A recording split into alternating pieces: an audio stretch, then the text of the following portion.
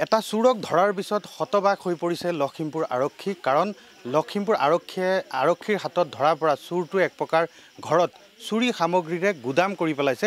লখিমপুৰ চহৰৰ বিভিন্ন প্ৰান্তৰ যিসমূহ হোলচেল দোকানী আছে সেই দোকানসমূহৰ পৰা কৰ্মচাৰীৰ লগত গোপনে হাত কৰি গাড়ীয়ে গাড়ীয়ে যিসমূহ সামগ্ৰী আছে সেই সামগ্ৰীসমূহ চুৰি কৰি নিজৰ ঘৰত গুদামৰ নিচিনাকৈ ৰাখি থৈছিল তাৰিকুল আহমেদ ওৰফে ৰাজুৱে। লখিমপুৰৰ গোবৰিখালীত লখিমপুৰ আৰক্ষীয়ে এতিয়া অভিযান চলাইছে আৰু এই ঘৰৰ পৰা এতিয়া এনেধৰণে এইসমূহ সামগ্ৰী দেখিছে এক প্ৰকাৰ গুদাম হৈ গৈছে।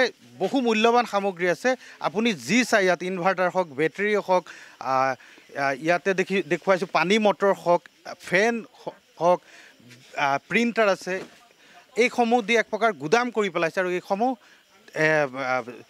চুৰি কৰি অনা হৈছে। বিভিন্ন যিসমূহ হোলচেল মাৰ্কেট আছে সেই হোলচেল মাৰ্কেটসমূহৰ একাংশ কৰ্মচাৰীৰ সৈতে হাত কৰি দেখুৱাইছোঁ। এইটোৱে চুৰ দেখুৱাইছোঁ। আৰক্ষীৰ জালত এইটো ধৰা পৰিছে। তাৰিকুল ওৰফে ৰাজু, এয়া লখিমপুৰৰ গোবৰিখালী আৰু লখিমপুৰৰ গোবৰিখালীত এতিয়া উত্তৰ লখিমপুৰ সদৰ আৰক্ষীৰ ভাৰপ্ৰাপ্ত বিষয়া তুলুমণি দুৱাৰাৰ নেতৃত্বত এই অভিযান চলোৱা হৈছে।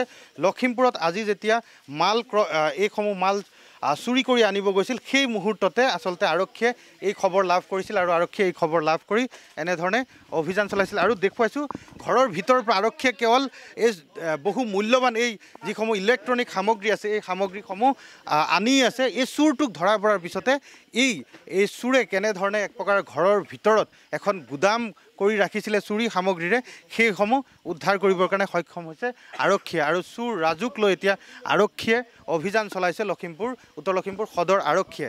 এয়া লখিমপুৰৰ গোবৰিখালী। মই এগৰাকী ইয়াৰ ব্যৱসায়ী আছে, মই আপোনাৰ ওচৰলৈ আহিছোঁ। ইয়াত বহু সামগ্ৰী আপোনাৰ দোকানৰ আছে? আমাৰ দোকানৰ এতিয়া কনফাৰ্ম ক'ব নোৱাৰোঁ কাৰণ বহুত মিক্স ব্ৰেণ্ড আছে ইয়াত। এইকাৰণে এতিয়া কনফাৰ্ম ক'ব নোৱাৰোঁ। আমি স্কেন কৰি লৈছোঁ প্ৰডাক্ট কোডকেইটা। কোম্পানীৰ পৰা প্ৰডাক্ট কোড লৈ আমি ওলাই ল'ম যে কোন দোকানত এইটো মাল আছে। মানে আপোনালোকৰ সন্দেহ হয় যে আপোনালোকৰ দোকানৰ পৰাও সন্দেহ হৈ আছিলে যে হ'ব পাৰে কিবা খেলি মেলি পাইছিলে আগে পিছে আপোনালোকৰ? পোৱা নাই।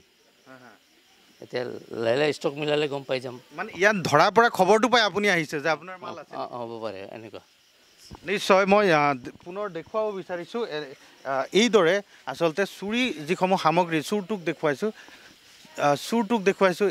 এইটোৱে চোৰ আৰু এই চোৰক লৈ এতিয়া অভিযান চলাইছে আৰক্ষীয়ে আৰু দেখুৱাইছোঁ এনেধৰণে। এয়া লখিমপুৰৰ গোবৰিখালী আৰু আৰক্ষীয়ে এখন বাহন লৈ আনিছে। এই বাহন ভৰ্তি এই বাহনখনে আচলতে এইসমূহ সামগ্ৰী আৰক্ষীয়ে লৈ যাব, আৰক্ষী থানালৈ জব্দ কৰি লৈ যাব। আৰু অভিযোগ উঠিছে যে লখিমপুৰ চহৰৰ বিভিন্ন প্ৰান্তৰ যিসমূহ হোলচেল ব্যৱসায়ী আছে সেই ব্যৱসায়ীসকলৰ যিসমূহ ব্যৱসায়িক প্ৰতিষ্ঠান আছে সেই প্ৰতিষ্ঠানসমূহৰ পৰা এনেধৰণে এই সামগ্ৰীসমূহ চুৰি কৰা হৈছে। একাংশ কৰ্মচাৰীক হাত কৰি একাংশ কৰ্মচাৰীক হতুৱাই আচলতে মেনেজ কৰি এনেধৰণে চুৰি কৰাৰ অভিযোগ উত্থাপন হৈছে। আৰু সেই খবৰ কিন্তু লখিমপুৰ আৰক্ষীয়ে লাভ কৰিবৰ কাৰণে সক্ষম হৈছিল আৰু সেই খবৰৰ ভিত্তিত আৰক্ষীয়ে এনেধৰণে অভিযান চলাইছে আৰু অভিযান চলাই আৰক্ষীয়ে এইসমূহ জব্দ কৰিবৰ কাৰণে সক্ষম হৈছে। মই অকণমান আপোনাৰ ওচৰলৈ আহিছোঁ। আজি লখিমপুৰ আৰক্ষীৰ কাৰণে এটা ডাঙৰ সফলতা। কেনেধৰণে কাক ধৰা হ'ল আৰু কিমান সামগ্ৰী উদ্ধাৰ কৰিছে?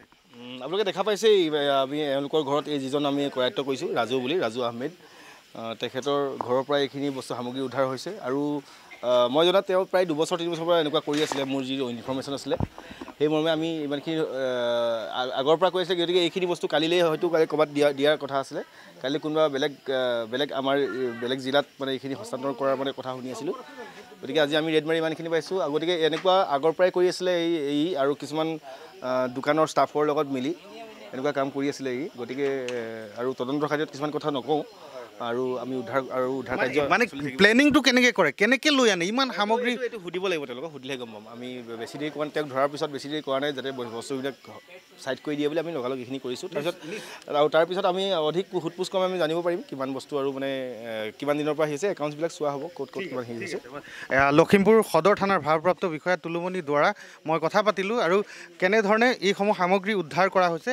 এয়া মাত্ৰ কেইটামান দিনৰ সামগ্ৰীহে, হয়তো 2 দিনতে এইখিনি ষ্টক কৰিছিলে ঘৰত।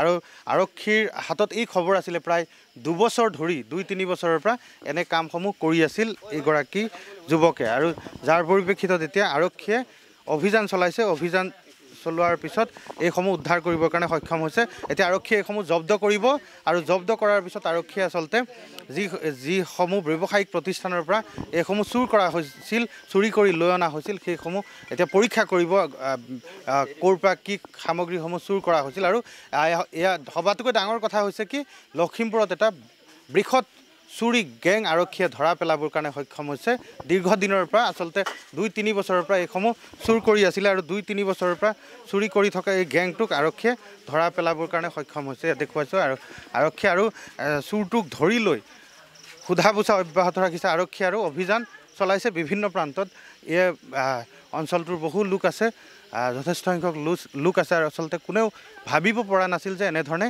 ঘৰৰ ভিতৰত ইমান বৃহৎ পৰিমাণৰ সামগ্ৰী ষ্টক কৰি ৰাখিছিল দেখুৱাইছোঁ আৰক্ষীৰ অভিযান চলিছে কেনেধৰণে অভিযান চলিছে সেয়া আমি দেখুৱাৰ কাৰণে চেষ্টা কৰিছোঁ